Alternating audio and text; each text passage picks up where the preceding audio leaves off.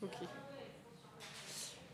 Donc du coup, on va continuer sur l'application dont je vous ai parlé ce matin. Je vais vous présenter quelques résultats de terrain que l'on a actuellement, qui sont issus de différents projets. En fait, ce qui est assez intéressant avec les résultats qu'on a aujourd'hui, c'est qu'on peut utiliser ce protocole pour plusieurs types d'applications. La première application, alors les deux premières sont plutôt dans le cadre de projets de recherche, ou en tout cas d'évaluation à grande échelle.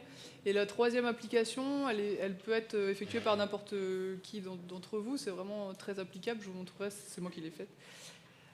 Donc ce protocole, il peut permettre de faire un état des lieux déjà général d'une population de chevaux. On va voir aujourd'hui les chevaux de course trotteurs.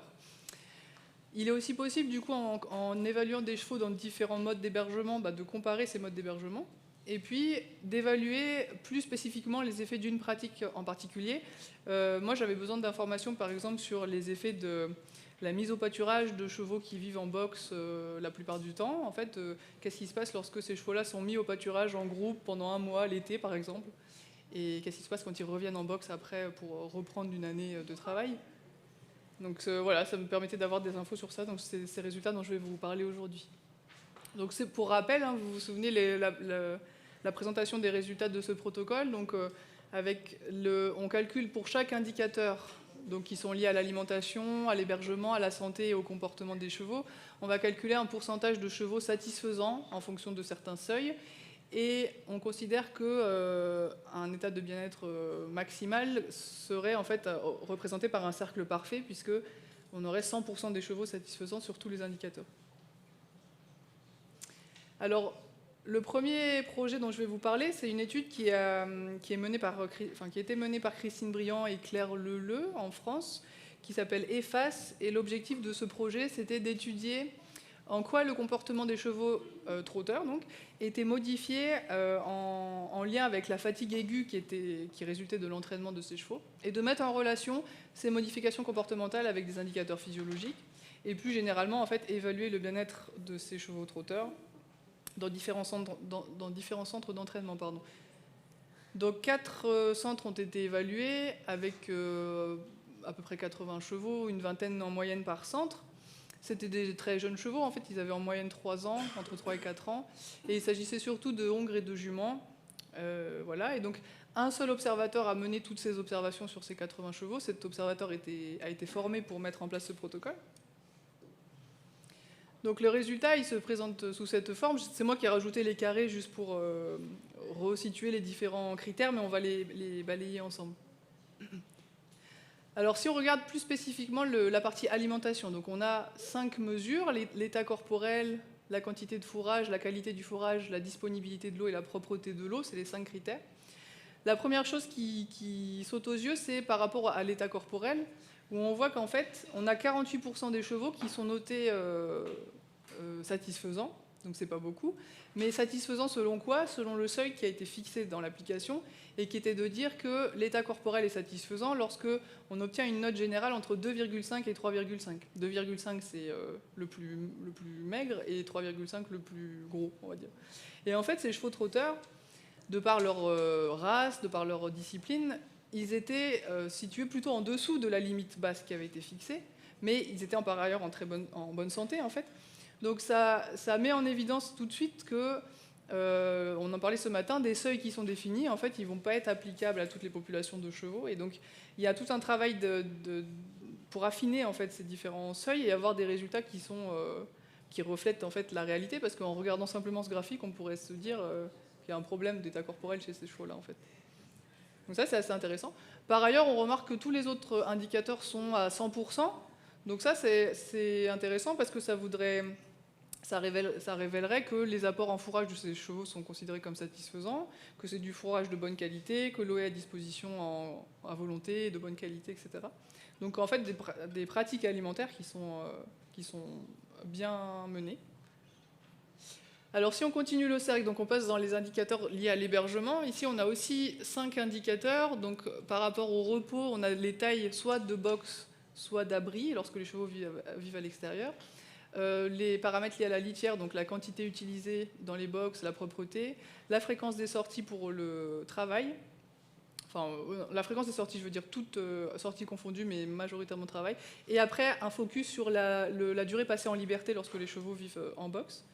Ce qui saute aussi aux yeux, c'est qu'en fait, par rapport aux critères de taille de box ou d'abri, par rapport aux critères de litière, on a des bons scores, 100% des chevaux sont satisfaisants sur ces critères-là.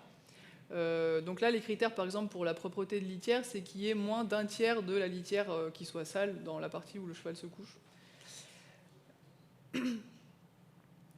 Alors, la durée en liberté diminue, enfin, il y a un peu moins de chevaux satisfaisants sur le critère de la durée en liberté, mais quand on regarde dans les détails, en fait, les chevaux ne sont pas considérés comme satisfaisants, mais intermédiaires, donc on n'est pas dans un niveau non satisfaisant. Et en fait, cette population de chevaux, on voit que 80% des chevaux sortent en liberté tous les jours, et pour des demi-journées complètes, voire des journées complètes, je veux dire, des demi-journées, des journées complètes. Et ceux qui ne font pas ça sont plutôt sur le même rythme quasi quotidien des sorties, mais pour des durées plus petites, entre 2 et 5 heures. Donc dans l'application, les seuils qui ont été définis, ce paramètre-là est considéré comme intermédiaire. Donc là aussi, il semble que la gestion des chevaux est appropriée aux besoins en termes de repos des animaux et de mouvement libre.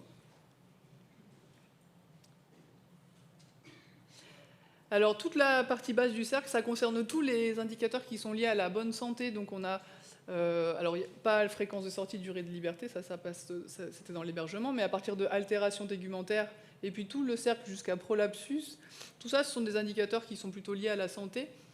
Alors, de nouveau, là, ce qui nous saute aux yeux, c'est le critère des altérations tégumentaires. En fait, c'est les petites blessures qu'il y a sur le corps. Donc, dans l'application, elle va décliner plusieurs niveaux de blessures. On a juste des zones où il y a des pertes de poils, et ça va jusqu'à des atteintes des ouvertures de la peau, voire des blessures ouvertes, des trucs horribles.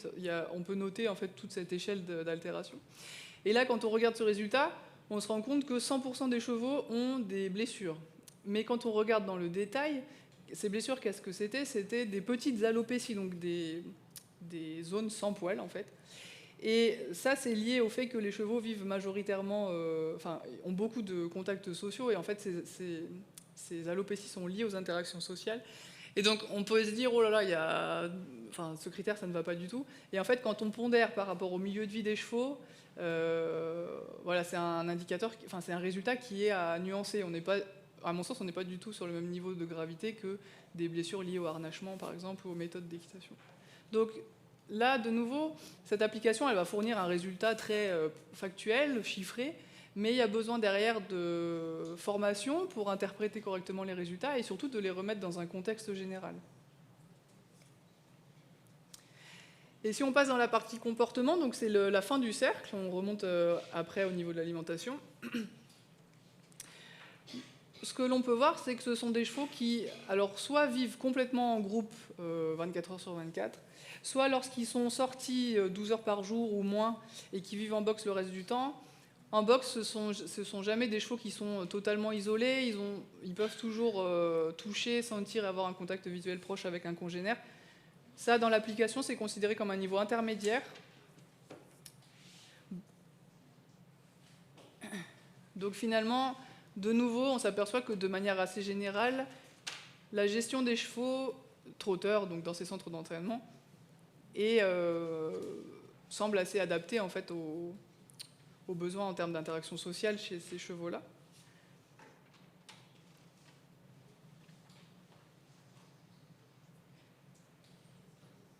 Et alors, vous allez le voir après sur le graphique, mais il y a un résultat pour le coup qui est assez surprenant, c'est donc au niveau des états de mal-être, donc par exemple l'agressivité envers les humains, la posture d'insensibilité à l'environnement, etc. Ça, a priori, ça n'a pas été observé ou très peu. Non, ça n'a pas été observé du tout. Par contre, ce qui ressort, c'est à peu près un quart des chevaux qui expriment des stéréotypies. Et quand on regarde dans le détail de ces stéréotypies, on s'aperçoit que les... Ah oui, alors je ne sais pas comment on fait, pardon. Parfait. Ça marche, merci. Donc pour le coup, ce résultat des stéréotypies interpelle pas mal, surtout qu'on vient de voir que les conditions de vie générales ont l'air pas si mal. Et en fait, quand on regarde dans le détail des informations, on s'aperçoit que c'est très dépendant du centre d'entraînement. Il y avait 4 centres d'entraînement. Il y a des centres où aucune stéréotypie n'a été observée et où en fait elle se concentrait plutôt dans d'autres. Donc ça veut dire qu'il y a très certainement d'autres facteurs qui entrent en jeu dans l'expression de ces stéréotypies. Alors lesquels, on ne sait pas, peut-être c'est je sais pas, le comportement des gens, ou alors c'est des lignées particulières où il y a certaines prédispositions à développer des stéréotypies. Enfin, en tout cas, il y a autre chose, mais c'est très dépendant du centre. Donc ces résultats, sur 80 chevaux, par exemple, ça nous donne une photo, en fait, à un instant T, de l'état de bien-être des chevaux trotteurs dans les centres d'entraînement. Et c'est quelque chose qui peut se faire dans n'importe quelle situation. Alors si on passe à un autre type d'utilisation, où on va comparer des modes d'hébergement différents, donc je vais vous parler du projet de thèse de Maëlys Imbel, qui est donc en Belgique. Et elle, son sujet de thèse, c'est d'évaluer le bien-être et la santé des chevaux qui vivent dans des systèmes d'hébergement différents. Donc elle a étudié 4 modalités d'hébergement, le box individuel et la prairie classique, comme tout le monde connaît. Et puis 2 hébergements intermédiaires un peu entre ces systèmes. L'écurie active, donc en bas à gauche, je ne sais pas si tout le monde connaît ces systèmes. C'est donc une surface plus ou moins importante où les chevaux sont en liberté et où il y a des zones qui sont spécifiques à des besoins. Donc il y a une ou plusieurs zones d'alimentation, une ou plusieurs zones pour se coucher, une ou plusieurs zones pour faire ses besoins, se gratter, etc. C'est vraiment une répartition des postes de ressources sur cet espace. Et le logement sur piste, où vous avez une photo à droite, où là, l'objectif qui est quand même annoncé au début, c'est plutôt de faire se déplacer les chevaux. Donc du coup, ils vont marcher sur des pistes, des couloirs, qui vont les emmener à différents postes, donc un endroit où ils peuvent s'alimenter, un endroit où ils peuvent se reposer, etc. Et donc Maëlys, dans le cadre de sa thèse, a mis en place le protocole pour évaluer le bien-être de plusieurs chevaux dans tous ces systèmes. Au total, elle a évalué presque 400 chevaux répartis dans les 4 systèmes. Donc c'est vraiment un gros travail. Et donc on retrouve les résultats toujours de la même manière, avec donc où on s'attend à, si le résultat est optimal, on a un cercle parfait. Là, vous avez la comparaison, les graphiques du box et de la prairie. Ce qu'on peut voir, c'est que déjà la forme de la courbe, elle est assez différente entre les 2 systèmes, ça saute aux yeux. Et quand on regarde dans les détails, on va voir que par exemple pour le box, les endroits où les chevaux seront le moins satisfaisants, ça va être concernant les quantités de fourrage distribuées, la restriction des mouvements, le fait que les chevaux sortent assez peu des box, et la restriction des contacts sociaux. Et puis tous les indicateurs comportementaux plutôt de l'état mental, ici, là, les stéréotypies, etc., ils sont, en fait, quand on regarde les 4 graphiques, c'est les résultats les moins bons. Donc on peut se dire que la santé mentale de ces chevaux est altérée. En prairie à côté, donc la forme est complètement différente, et là les endroits qui posent question sont différents aussi. On voit que ce qui ressort, c'est par exemple les propretés des bacs à eau, où les bacs à eau observés étaient assez, en fait, sales, qu'il y avait parfois pas assez de place en abri pour que tous les chevaux se couchent. Les alopécies, donc les pertes de poils liées aux interactions sociales, comme on vient de voir avec les trotteurs, qui étaient beaucoup plus fréquentes. Et puis des questions aussi sur l'entretien des pieds de ces chevaux-là. Quand on regarde les 2 autres systèmes, donc l'écurie active à gauche et le logement sur piste à droite, déjà vous voyez que la forme globale du graphique est plus similaire quand même qu'entre le box et la prairie que l'on vient de voir. Et on voit que les points aussi d'attention se recoupent aussi pas mal. Par exemple, les chevaux, c'est dans ces 2 systèmes que les chevaux en surpoids ont été le plus observés.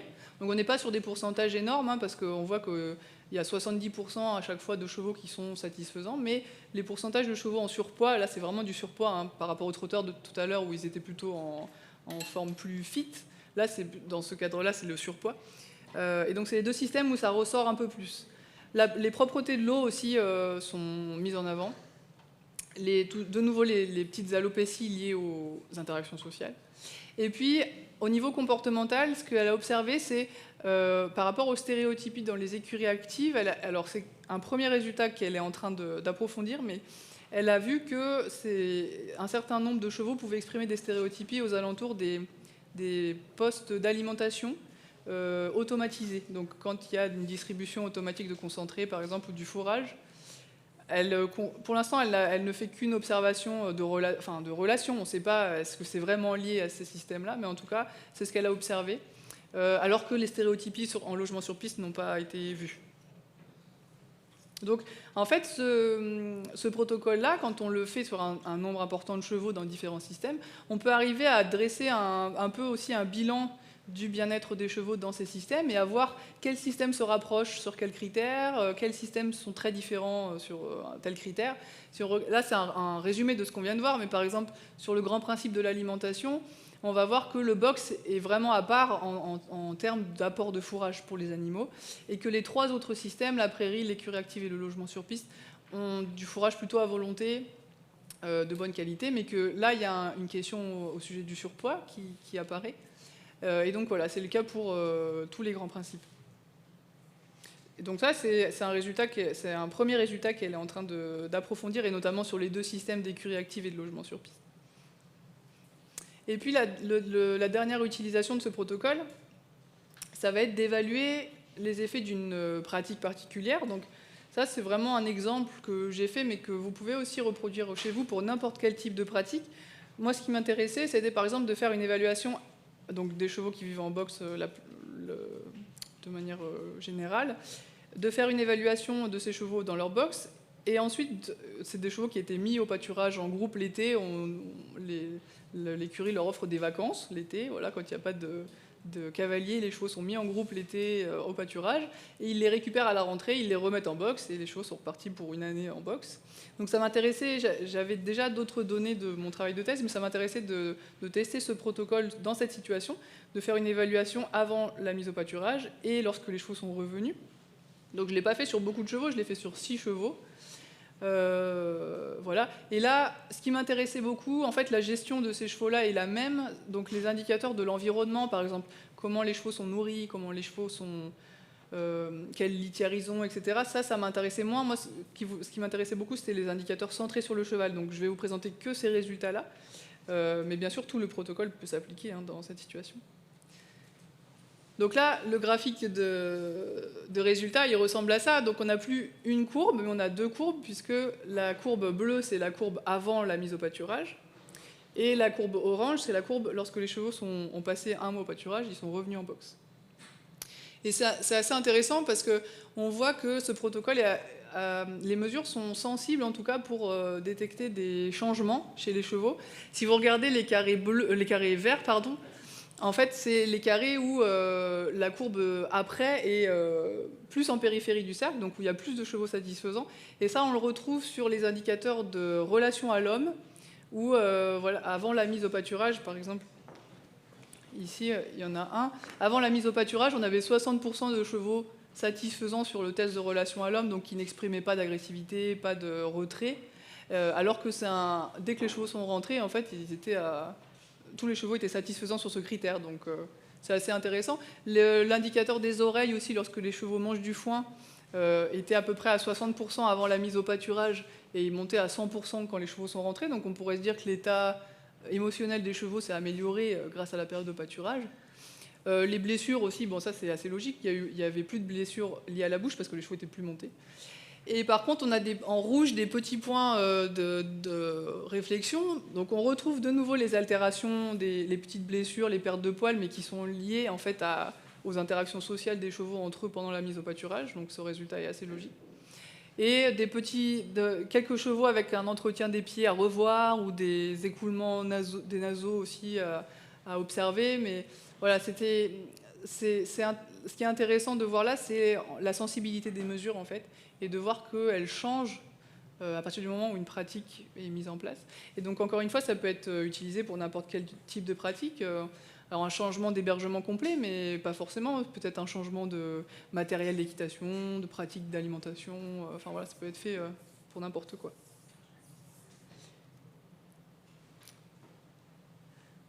Donc voilà, c'était des grands résultats de ce qu'on peut obtenir avec ces mesures-là. Et donc avec le fait que les utilisateurs peuvent remonter les données à l'IFCE, ça va nous permettre d'engranger des données dans les bases et de faire des statistiques à beaucoup plus grande échelle. Donc n'hésitez pas, si vous téléchargez l'application, à faire remonter vos données. Elles sont anonymes de toute façon, et nous, ça nous donne beaucoup d'informations sur ce qui se passe sur le terrain. Ah, merci Alice.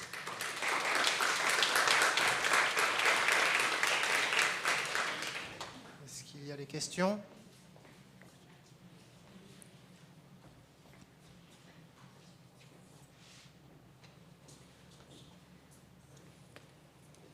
Oui, ça marche? Oui. Je me demande si on ne devait pas prendre en compte aussi la quantité de travail, parce que ça, c'est pas répertorié. Non. Oui, c'est vrai. J'ai vu dans les écuries que je suis que ça peut être très variable, que ça joue beaucoup aussi sur le fonctionnement du cheval, j'ai l'impression. Oui, tout à fait. Oui, on n'est pas rentré dans les détails. Ce qui est comptabilisé dans l'application, c'est donc pour des chevaux en boxe, le nombre de sorties, quelle que soit la sortie, en fait, que ce soit du travail ou de la liberté, et pour la liberté, les temps de sortie et la régularité dans la semaine. Mais effectivement, ça serait intéressant de regarder s'il y a ou d'intégrer un indicateur sur la quantité de travail ou même la dureté du travail, enfin l'intensité du travail. Ça serait intéressant. Ouais.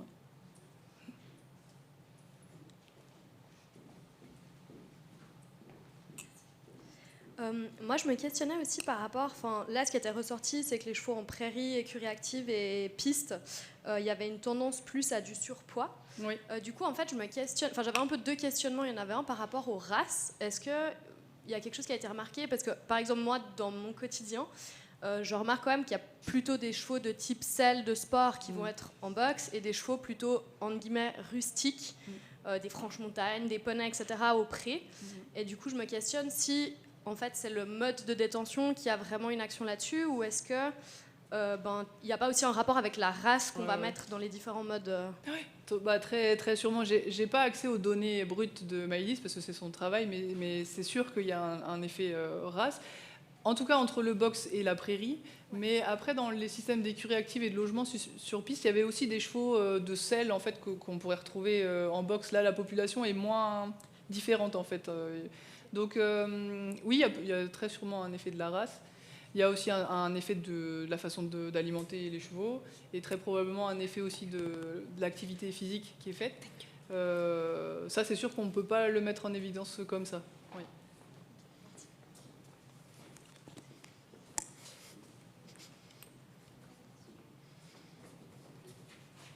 Parfait. Merci beaucoup, Alice.